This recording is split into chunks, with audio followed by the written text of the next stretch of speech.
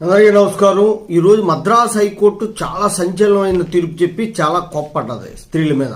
ఎందువల్లంటే బంధాలు చెడిపోగానే రేప్ కేసులు పెడతారా అంటూ తీవ్రంగా వ్యాఖ్యానం చేసింది. ఏంటి అంటే బంధాలు చెడిపోగానే రేప్ కేసులు పెట్టడం సరికాదు. పెళ్లి చేసుకుంటానని నమ్మించి దేవా విజయ్ తనతో 9 సంవత్సరాలు సహజీవనం చేశాడంటూ లైంగిక సంబంధం ఉంది అని ఒప్పుకొని ఆమె ఒక కేసు ఫైల్ చేసింది. పోలీసులు ఏం చేశారంటే పెద్దగా విచారణ చేయకుండా రేప్ కేసు ఫైల్ చేశారు. ఆయన హైకోర్టుకి వెళ్ళాడు. హైకోర్టులో ఆయన ఏం చేశాడంటే క్వాష్కి ఫైల్ చేశాడు.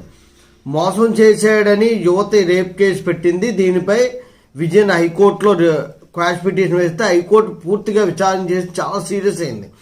యువతితో 9 సంవత్సరాలు యువకుడు కలిసి గడిపారు.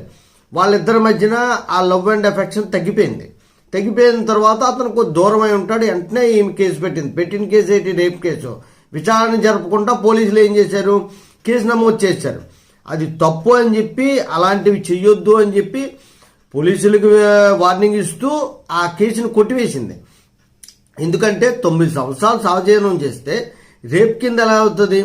రేప్ అంటే ఏంటి అంటే ఆమె ఒప్పుకోకపోయినా బలవంతంగా చేసేటువంటిది అనమాట. అంతకంటే చెప్పవలసిన అవసరం అయితే మీకు లేదు. కాబట్టి దాని డెఫినేషన్ వేరు, సహజీవనం డెఫినేషన్ వేరు. రెండు తాలూకా డెఫినేషన్స్ చూసుకొని కేసులు పెట్టవలసి ఉంటుంది. 9 సంవత్సరాలు ఆయన నాతో ఉండి మోసం చేశారని అడ్మిట్ అయింది కదా కంప్లైంట్లో. మీరు విచారణ జరగకుండా ఎలా పెడతారు ఈ కేసు? అందువల్ల ఒక విధంగా అయితే ఓ కేసు కొట్టేయడమే కాదు, కేసు పెట్టిన వాళ్ళకి పనిష్మెంట్ ఇవ్వడమో సస్పెండ్ చేయడమో చేస్తే రేపొద్దున ఇలాంటి తప్పుడు కేసులు అనేటువంటిది రావు.